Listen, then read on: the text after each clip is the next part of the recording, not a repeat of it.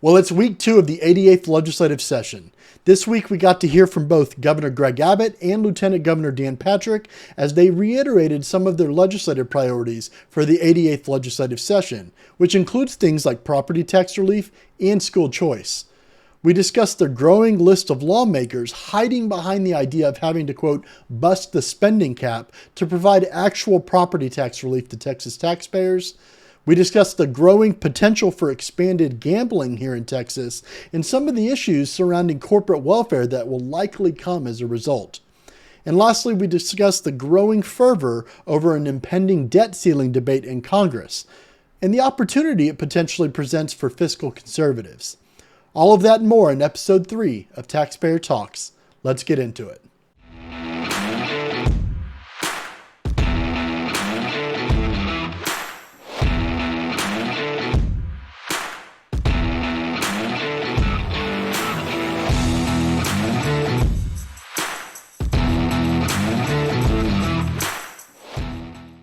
Taxpayer Talks is brought to you by Texans for Fiscal Responsibility and is made possible by generous donations from listeners like you. If you want to support our work, you can visit texastaxpayers.com/donate to make a tax-deductible contribution today. Thank you. Hey everyone, welcome to Taxpayer Talks. I'm here with 𝗧𝗔𝗫𝗣𝗥 𝗧𝗔𝗟𝗞𝗦, our Executive Director. My name is Tim Harden, TFR President. It's been kind of a slow week, but we've had some issues. We had the inauguration and everything this week. Jeremy, why don't you kind of fill us in on what happened at the inauguration with Abbott and with Patrick? Yeah, so for those that may not have seen, right, every cycle, right, there's the official inauguration of both the governor and lieutenant governor, who of course are elected statewide. But it's kind of, it's full of a bunch of fanfare, if you will. A lot of almost all the lawmakers attend, right, from both the House and Senate. They kind of have this official gavel in there and everything. And it's kind of a good preview. It's not the official announcement of legislative priorities for both of them, but it's a good kind of preview, and they've given some already as well, but a preview of maybe what they're focused on or what their vision is for both the legislative session and beyond. It's also kind of a victory lap, if you will, post election, where they get to kind of talk about what worked and didn't, and how Texas is still the shining city, on the hill and all that kind of stuff. And then, obviously that's the thing that gets all the news, but the reality is it's kind of this all day affair that I think caps out with a gala, right, that took place, and there's a lot of, what you see is if you tune into the inauguration outside of elected officials that are there, it's basically the biggest donors, right, that get invited to kind of sit up there, just like it is on the national level when the president gets inaugurated. It's the people that are kind of in the closest or inner circles that you see there. And so ultimately what came out of that is you had both the governor and lieutenant governor speak. You had the Speaker of the House, Dade Phelan, speak too, but it was more just ceremonial. He didn't really give much of a speech, if you will. So you had the lieutenant governor go first and kind of talk through his priorities. There wasn't necessarily anything new that we haven't really heard previously in his speech. He did, notably double down on providing property tax relief, right? Stop short, as he has previously, of getting much, if any, details. Did talk about how it will be in the billions, as we've commented before, right? Kind of this nondescript, what does that mean at the end of the day? And then spent a little bit more time talking about how he wants to increase the homestead exemption even higher, which I'm sure we'll talk about here in a second. And that was kind of, you talked about school choice, right? On there, he talked about some of the other priorities that aren't necessarily under our purview. Then you had the governor speak and similarly kind of regurgitate a lot of the same things that he had previously. Notably, he tripled or quadrupled down on the idea that he wants to provide the largest property tax cut in Texas history, which I'm sure we'll talk about here in a second. The governor also talked about, empowering parents, which is basically them talking about school choice again. Notably, again, right, we still don't have details on what a school choice initiative looks like, that maybe is different from efforts previously. And that kind of wraps up like what the inauguration was before the rest of the fanfare started throughout the day. Yeah, a few things I think we need to focus in on. We're not going to focus on everything they talked about, things that are in our wheelhouse, specifically have to do with, property tax relief, fiscal issues, and even things like school choice. And to kind of start with school choice, I thought it was interesting that Patrick and Abbott, I believe, both mentioned the hardship of bringing school choice to rural districts. And they both echoed, we have a plan to bring school choice to rural districts where we're not going to upend, I guess, the schools that are there. They kind of alluded to it. They didn't give any details. And so they basically said, we're going to see a bill here pretty soon, and they're going to deal with rural districts in a very specific way. Patrick, of course, came out, I want to say a month or so ago, and said that he would bracket out school districts. It sounds like people pushed back against them a little bit there. And so it looks like they're trying to find another solution to that. As far as, whether or not this is a good thing fiscally, it's going to be solely dependent on what that bill looks like, and whether or not we're growing government, or whether or not we're giving genuine school choice and putting power back in parents' hands. To look at kind of what Patrick, I think you're right. The biggest thing he said was that they're going to take the current homestead exemption. This is going to be in SB 1, which I believe is coming out today. We're recording on Wednesday, and they're going to raise it to 70,000, I believe, is what they said.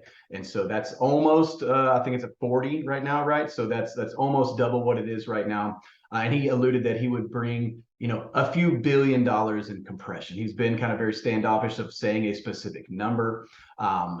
He's been really kind of more flip-floppy in how he's dealt with the property tax, and to give Abbott credit, he's been pretty consistent in his messaging. I haven't heard him say, in that debate where he said his goal is to eliminate school property taxes. I haven't heard him reiterate that lately, but he has again and again said, we are going to bring the biggest property tax decrease in Texas history. And when we've run the numbers, I believe it was back in, 14, 15, 16, somewhere where they put down about 15 billion, 14 or 15 billion. And so if we add in inflation, if we're talking about a legitimate biggest break in history, that's going to put us right around 20 billion in compression, which is major. Of course, we want as much as we possibly can get. The current surplus is at $32.6 trillion, which if we used all of that, it would be even better. But the fact that if he really is going for the genuine historic biggest decrease in history, and we end up with 20 billion in compression, one, likely that would break the cap, which we'll have to talk about as well. But that would be significant, and that in addition to a 70K homestead exemption increase, taxpayers could come out really great if they come through with the rhetoric that they have been speaking about. What are your thoughts on their comments? Yeah, I mean, I think the thing that we've commented on before, there's a few things here, but the thing that's really missing is, we can't talk about it in a vacuum. Yeah, we've heard from the governor and we've heard from the lieutenant governor, who, the lieutenant governor has gone out of his way to kind of create this narrative that he's on no different wavelength than the governor is, even though, I mean, if you read into his comments, he seemingly is. But we haven't really heard much from the Speaker of the House, right? And that is one of the chambers in which I'm not going to say it's concerning, but here we are, in the second week of the legislative session. We haven't heard very much, other than in his, as we reported on, right, in his initial speech after securing the win. Phelan mentioned appraisal reform, which, I don't think we're against appraisal reform, but I think at the end of the day, and kind of the meta narrative that is the property tax relief that Texas taxpayers need, why are we only talking about appraisal reform when we should be talking about providing actual relief that taxpayers can feel? Now, at the end of the day, the other thing, I don't want Dan Patrick to come out of this necessarily unscathed either. We've been somewhat critical of the approach to just the homestead exemption increase previously too, even though that would be great, right? I don't think anyone would be like, oh yeah, please don't increase my homestead exemption. At the end of the day, it just shifts the burden, right, to other people. And as a fiscal watchdog organization, I don't think we're necessarily supportive of that approach, when right now we have the opportunity, lawmakers have the opportunity to not only take a huge chunk and a huge bite out of this this burden that keeps increasing on taxpayers, but really put us on a path to the elimination of the tax, which is what they really should be talking about. And to Governor Abbott's credit, he's at least been the lone guy that's mentioned that previously. Also to Abbott's credit, right, and you're right, I don't believe I've heard since the debate, right, him talk specifically about putting us on a path to elimination. But, there was kind of a question, right? You had back in July, you had the comptroller give us the estimate of about $27 billion surplus. Obviously, as of last Monday, that was increased, right, to 32.6, 32.7 billion. And there was the thought like, okay, well, Abbott made those comments about half at the $27 billion mark. Is that still apply, right, for 32.6 or 32.7 billion mark? And of course, he did mention it again, right? And so I think, I guess we'll get to this. You can't have that conversation, obviously, without also talking about the spending cap that exists, right? And then all the other priorities that lawmakers are trying to do, right? If you're trying to do a school choice program, you're going to have to visit school finance, which is tied, right, to property taxes, or at least how we do that here in Texas. And so there's a lot going on in this conversation. It is somewhat worrisome, granted we're early in the session, but worrisome that the big three are not necessarily on the same page on this subject. Yeah, that is worrisome. Abbott did make some comments to where it seems like he's going to come out and try and drive the bus, right? But ultimately, we know that that's not necessarily how it always happens. I think it's worth to comment and kind of go back to the homestead exemption. You made the point that it's great, but ultimately it is a carve out, right? And ultimately that is going to affect other people. They're still going to collect the same amount of tax if we don't mess with local political subdivisions and how they tax people. And so what that means for people who don't understand is, if you live and you're homesteaded in your home, yes, you're going to get a tax break. But for the millions and millions, 10 millions, hundreds, of renters in the state, those people who own those properties are not going to get that homestead exemption. And so ultimately, what does that mean? That means that rents are going to continue to rise. And right now they're already at historic levels. They don't have the same caps that homesteaded homes have. And so ultimately, they're still going to collect the money that they want to collect. And so this is why carve-outs in general, whether it be elderly carve-outs or veterans carve-outs or homestead carve-outs, are just bad. They don't solve the problem. All they do is they assist politicians in getting reelected because they target demographics that vote a lot, mainly elderly people, veterans, and the homestead people, right? And so that is why they do this. They want to give people a break, but ultimately they want to be reelected. And so that's problem number one. With Abbott, he came out, and I think Patrick said this as well. They are reiterating the talking point that this surplus is your money. It's the taxpayer money, which I'm actually surprised they used that language, because what they're conceding is all $32.6 trillion was an overcollection by government, which is not a for-profit entity. And so that is, in every sense, our money, 100% of that. And so when they come out and say, hey, this is all of your money, but then when the solution is we're going to give you half of it back, it's not a good narrative. And so I'm not exactly sure why they're conceding that. Maybe people just aren't going to catch on, or maybe they're going to sell, hey, we're going to use half of this to build out our infrastructure and secure the border, things like that. But they are correct. This is our money. And we are of the opinion that the number one issue when we talk to people is property taxes. I think Patrick said something along the lines of, we're going to continue to give you property tax relief. I would push back against that because, as you know, when we go out and speak and we interact with voters and taxpayers, no one's property tax bill has gone down. Nobody's. And so in 2019, they passed historic reform. 2022 was really the first year of the compression. We saw property tax bills continue to rise. We saw levies continue to rise. And so to say that they're going to continue to give us relief, I would say is not true. They did produce good reforms, but ultimately what it did was this narrative we push back against, which is it slows the growth of property taxes, but nobody's property tax bill went down, or very, very few. I would say a handful of Texans maybe experienced property tax is actually going down. And so it's important, if we concede that this is the taxpayers' money, that we give that back to the taxpayers directly. I want to say, what was it, TMF who's supporting a credit or something like that. That is the wrong way. That this is kind of in the line of like buying votes, in my opinion. What we need is lasting, perpetual policy, and to be putting in the statute that this money goes directly back in the form of property tax M&O compression, and hopefully putting us on a path towards elimination, giving people lasting relief. We have a historic opportunity this year. Yeah, and that opportunity is provided by the budget surplus, which we've talked about, right? What I'm currently writing about, and of course we alluded to earlier, right, is the spending limit comes into play. I'm not gonna say irritating, one of the kind of more curious things that's kind of come out of for those that maybe follow lawmakers, especially the last few weeks, there seems to be a lot of lawmakers who suddenly care about the spending limits, right? These are people who haven't necessarily communicated or talked about it previously, but because it potentially provides a convenient, right, sort of scapegoat, if you will, as to not use the entirety of the budget surplus, suddenly they care about it. Now, we're very blessed in Texas to where we have multiple constant like spending limits, right? We limit how much government cannot spend beyond its means or its ability to serve, right, the Texans. That being said, and this is currently what I'm writing, right, is I think you'd be hard pressed to find a taxpayer who would not support busting the spending cap for the sole purpose of providing them actual property tax relief, right? Do you hate property taxes and want to actually own your home?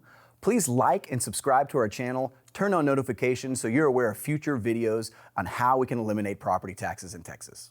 Not this kind of slow the growth approach you've talked about previously, right? But something they can feel, right? Where they actually see their property tax bill go down because we've now bought down, right, the maintenance and operations portion of the property tax. They can do that multiple ways, but really what we're talking about is doing it via the budget surplus. And so hiding behind this kind of like this weird reasoning of not being able to bust the cap, for the cap that we're talking about, by the way, it's not the cap that was just recently adopted in 2021, right? The one that this applies to is one that's been around for 50 years, and it takes a simple majority vote, right, to surpass it. Well, you know who enjoys a majority in each chamber of the legislature? Republicans, right? And they've done so for the last 20 years. And wouldn't you know it, that also in their party's platform, not only does it talk about Republicans supporting the elimination of property tax, but it also talks about doing almost whatever it takes to get there, right, to provide property tax relief. And so you would assume, I won't necessarily hold my breath as we've talked about previously, but you would assume that Republican lawmakers who, ascribe to the political party in which this is in their platform, right, full of these policy positions, would just kind of follow suit with this and have no issue. And I doubt you'd find any taxpayer who has an issue with doing it for this purpose, right? We're not talking about busting the cap for the purposes of growing government. In fact, we're talking about doing the exact opposite. Now, the last thing I'll say on this, right, is like, to be clear, we've been one of several, right, fiscal watchdog groups that have for years called for spending limits, right? It was a big taxpayer win to have the most recent one they had in the last legislative session. We're not, to be clear, talking about busting the cap, right, for purposes of growing government. We're absolutely talking about doing it, though, for the purposes of giving that money back to taxpayers. Yeah, the whole point of a spending cap is to be good stewards of tax dollars. The spending cap that was passed this last go round at population inflation, kind of the last step, is something that our organization have advocated for since mid 2000s, really. And so that was a big victory. The issues that we're now running into that they didn't foresee on that cap is the fact that inflation is at 9%, and so the cap is now at 12.3% is what government is allowed to grow. And you're right. There is no reason to talk about the spending cap in a way negatively if we're talking about giving money back to taxpayers. We're not being bad stewards by breaking the cap. We're being good stewards. And as you said, we are lowering property taxes and actually shrinking the size of government. And you can see that in a real objective metric in your property tax bill. And so if we were able to eliminate M&O through compression because we break this property or this spending cap, that your property tax bill would essentially be cut in half. It would also solve a lot of other problems that are associated with M&O, Robin Hood, and things like that. We, of course, would have to restructure education. This is why I'm interested to see what is going to happen with school choice, because I just think that we're going to have to talk about school finance, even if we're just compressing rates, even if they don't put us on a path to elimination this go round. We're still going to have to talk about school finance, and there's a number of problems associated with M&O, not just the fact that it just is pushing people out of their homes, and then you have families who are either homeschooling or private schooling. They're paying into a system that they're not using, and so it's going to be very interesting. But to your point, I think the reason that they say these things is because they're preying on the ignorance of most voters. I would assume that probably 80–90% of voters don't understand the budget or the spending cap. And so when they say, hey, we're going to be responsible stewards of this tax money, we're not going to break the spending cap, most people are like, yeah, hey, good. We want you to be good stewards. But what they don't realize is by keeping it, not breaking the cap, we're missing out on billions and billions and billions of dollars in compression. And this is one of these rare cases where breaking the spending cap is actually good, and it will actually benefit Texas homeowners majorly this year. Yeah, we've said it so many times, right? Like, as illustrated by the budget surplus, we do not have a revenue problem here in the state of Texas. We have a spending problem. And it's interesting, one of the things, this has come up, at least as far as I can remember as a former legislative staffer, every cycle, right? This kind of comes up as, well, what's another way we can get revenue, right? We don't have an income tax, right? Thank God, in the state of Texas, primarily at least on the state level, most of the revenue that government gets is from the sales tax. Obviously at the local level, that's slightly different. And we're just talking about the property tax, where they levy that. But wouldn't you know it, this session, right? Another thing that has kind of gotten a lot of play, at least more so compared to other previous sessions, is that of gambling, right? Or expanding gambling. Now you're talking about that, right? Or writing about that. What are your thoughts there? So this all came up because Phelan had an interview and basically said that he supports kind of a resort style casino gambling in Texas. And I believe Erin Anderson with Scorecard wrote an article on this, and she was really highlighting, how these people were donated by some of these large, gambling corporations and lobbyists. And so, Phelan, Patrick, and Abbott, I believe all three have received money from various gambling entities. And we can only assume in order that they would support casino style gambling, because I haven't crunched numbers, but I would assume this is a multi-billion-dollar industry if it moves to Texas. And so, of course, we talk about this a lot. A lot of times people bring up, marijuana legalization and taxing that as a source of income, which I'm sure we'll have those conversations at some point too, as people bring those up. But for this week, I'm writing an article, and I'm not necessarily getting into the ethics of whether or not, gambling is right or wrong. There's actually mixed opinions on both sides of the aisle. If you go ask a Democrat, you go to ask a Republican, they're pretty split on this. This is actually one of those rare issues that you can't draw a party line. I know a lot of conservative Republicans that are for gambling. I know a lot that are bad, and there's mainly moral or ethical arguments against it.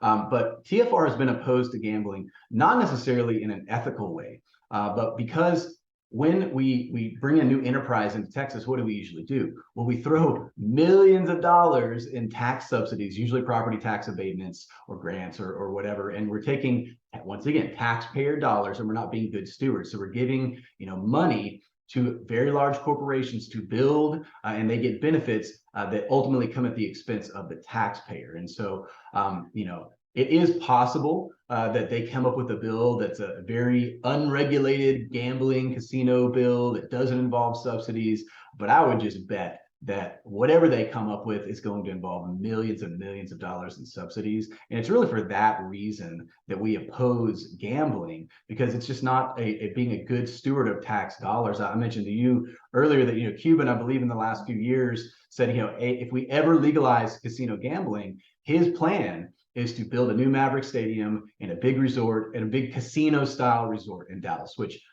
who knows how much that's going to cost. I bet you would be over $1 billion. And to think he currently does get subsidies from Texas and even Dallas. And so to think that he is not going to get taxpayer dollars is just, it's just not honest. I mean, they're going to, if we're, even if it's limited and they have 2 or 3 casinos in Texas, the very likely outcome is there's going to be hundreds of millions of taxpayer dollars that are used to subsidize these things. And for that reason, we would oppose if it took that form. I mean, I think ultimately what you're highlighting, right, is there's tons of objections, but probably our most major objection with things like corporate welfare, right, which is it would inevitably be the government choosing winners over losers, right? Who gets to build a casino or build an establishment, right, that expands gambling. I mean, we technically do have some form of gambling in Texas. You've got game rooms, right, that have slot machines and that sort of stuff, obviously regulated, but what we're specifically talking about here, right, is an expanded gambling form that would likely be the very large casinos, right, similar to what you see in many of the states that border Texas, right? And also inevitably what we're kind of not talking about, but, mentioning in a different way, is that tons of money will be poured into campaigns, right, into the political kind of atmosphere to ensure that they get these subsidies, as kind of everything else that currently gets subsidized, right? And certainly that's not good for taxpayers at the end of the day.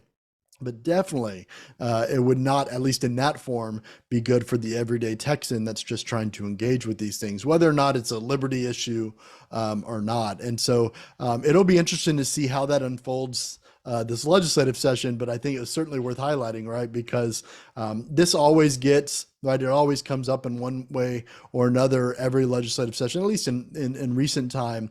But I've definitely heard a lot more noise, especially from the leadership in both legislative chambers on this. And so it'll be interesting to see what form it takes. Yeah, I think another thing we'll be paying attention to if we do get a bill that has some serious, weight behind it, is if this indeed does pass, even if it has subsidies, who's going to win these contracts, right? Is it going to be, people associated with the lobby groups that donated to these? Is it going to be friend of a friend of, Abbott or Patrick or Phelan? That is typically what happens in politics, is the people who win contracts are very close to and tied to, those who enabled it to happen. And so that'll be another interesting thing we should be taking a look at as well. I do think it's probably worth our time to mention a little bit on the federal level. Of course, we have a budget battle coming up, or really a spending cap battle coming up. You want to kind of explain what's going on the federal level, Jeremy?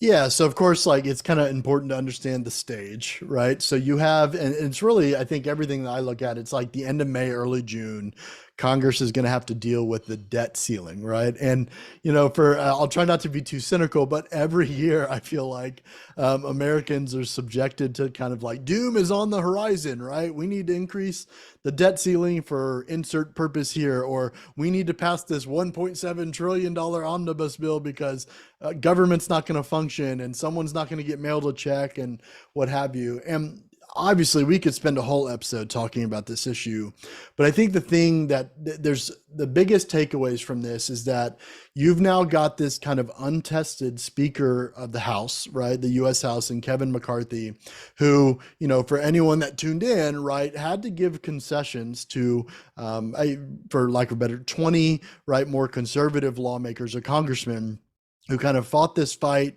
before he was officially elected. And one of those concessions, right, deals specifically with this issue, in that it was basically the promise that we would also simultaneously cut government spending if we're going to even have a conversation about increasing the debt ceiling.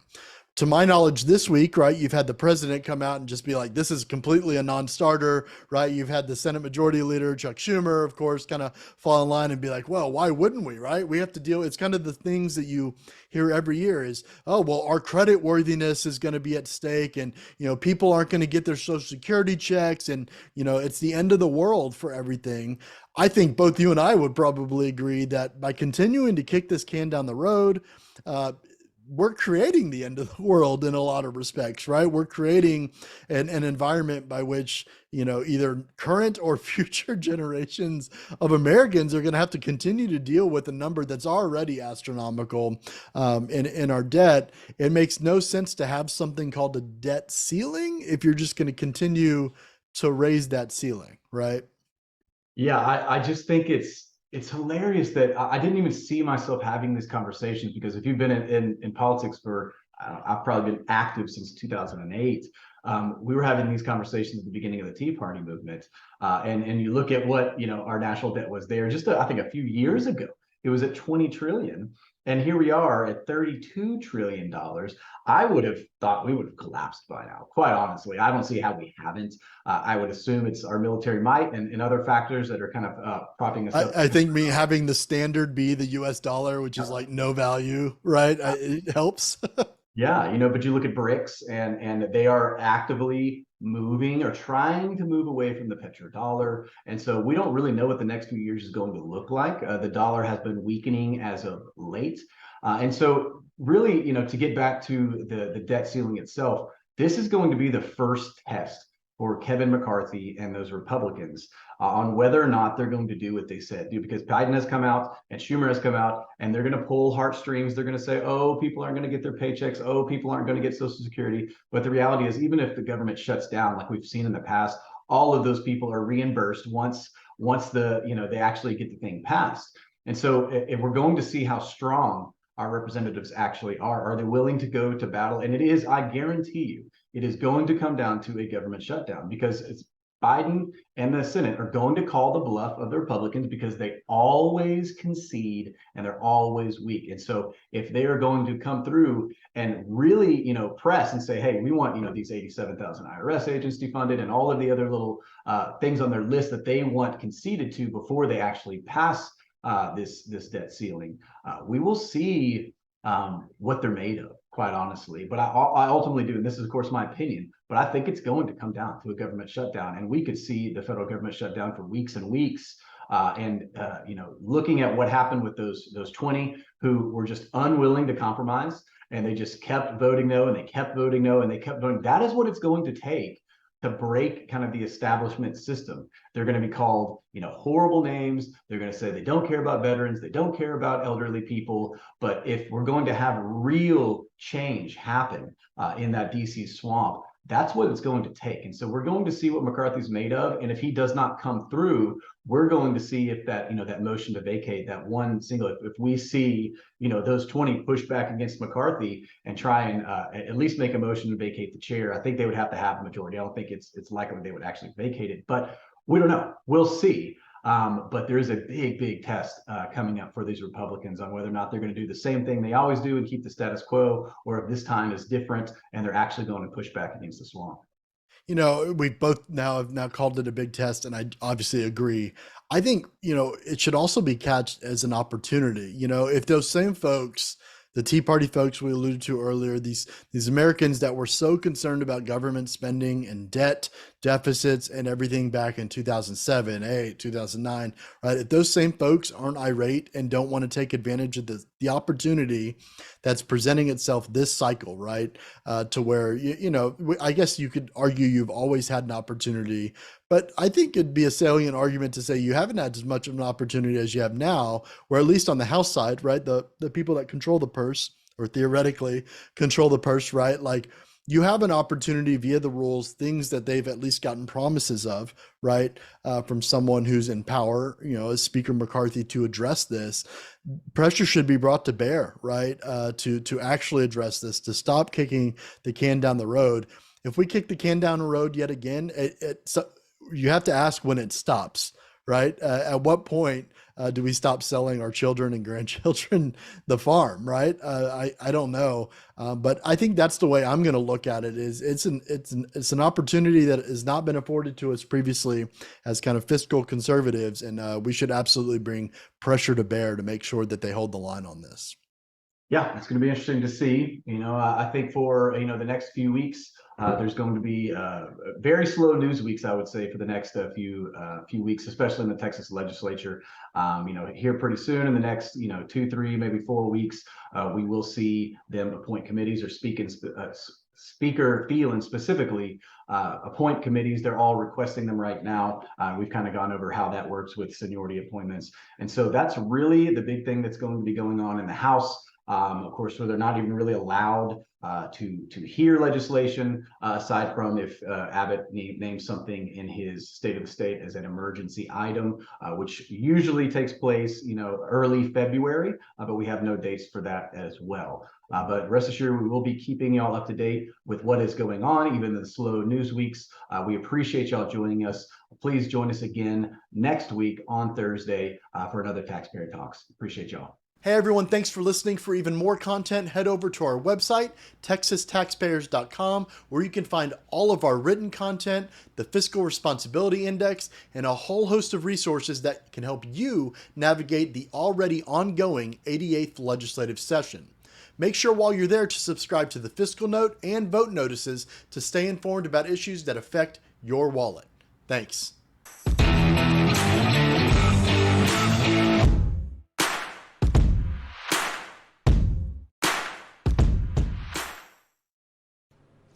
Hey, you made it to the end of this video. Thanks for watching. We really appreciate it. Make sure you subscribe and hit the bell icon so that way you're notified next time we post a video and update to the channel. Thanks again.